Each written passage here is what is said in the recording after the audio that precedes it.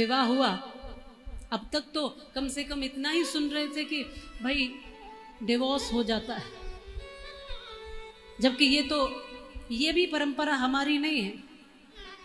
हमारे यहाँ एक बार जो बंधन बंधता था, हम जीवन पर्यंत उसे निभाते थे। कमियां कुछ हम में भी हैं, कमियां कुछ सामने वाले में भी है, तो स्वीकार कर लीजिए। जब अपनी कमियों के साथ अपने साथ रह सकते हो ना, तो दूसरे की कमियों को भी थोड़ा स्वीकार कर लो। धीरे धीरे सुधर जाएंगी, सुधारने की कोशिश करो। ना सुधरे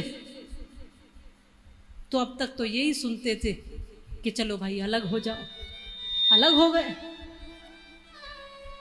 जबकि हमारी संस्कृति नहीं है। हम कहते हैं तलाक उर्दू का शब्द है, डिवोर्स अंग्रेजी का शब्द है। हमारी संस्कृति में इसकी कोई गुंजाइश नहीं। हमारे यहाँ जो एक बार बंधन बंधता है, जीवन पर्यंत हम उसे निभाते हैं। फिर भी यहाँ तक स्वीकार कर लिया। अब तक तो डिवोर्स के, तलाक के केस आते थे, और अब तो सीधा मार ही डालते हैं। अब गुंजाइश ही नहीं है, तो ये रिश्ते नहीं है। इसलिए इन रिश्तों के नाम पर रिश्तों को बदनाम मत करिए।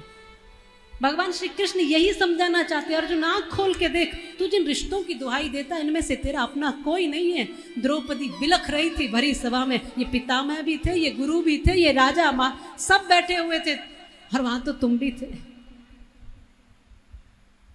तुमने नहीं देखा था क्या किया था दुर्योधन ने? तुमने नहीं सुना था, और तुम कहते हो ये मेरे अपने हैं। इसलिए सीधा सीधा सा व्यवहार रखिए, सीधा सीधा सा सिद्धांत रखिए। जो अपने दुख में साथ खड़ा हुआ है, जो अपनी परिस्थिति में साथ खड़ा हुआ है, वो अपना है। चाहे फिर वो बाहर कितनी ही दूर का क्यों ना हो, कितनी ही दूर का। ये जितनी भर उलझने उलझाते हैं ना, ये सब तुम्हारे रिश्तेदार ही उलझाते हैं, जिनको तुम कहते हो रिश्तेदार। जितनी भर समस्याएं, उलझने उलझाते हैं, अगर कोई रिश्तेदार है तो वो तुम्हारे साथ होगा ना, उस रिश्ते की गरिमा रखेगा ना। अगर कोई रिश्तेदार, रिश्तेदार माने रिश्ते में बंधा हुआ, किसी भी रिश्ते में हो, फिर तो अपनों को समझिए, अपनों का साथ दीजिए, अपनों के प्राण मत लीजिए। भगवान श्री कृष्ण ने देख लिया।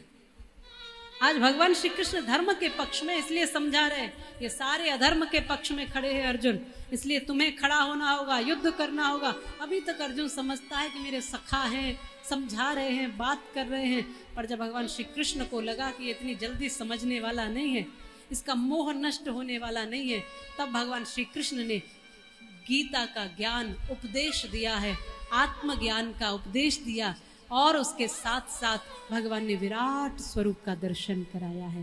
बोलिए कृष्ण कन्हैया लाल की जय।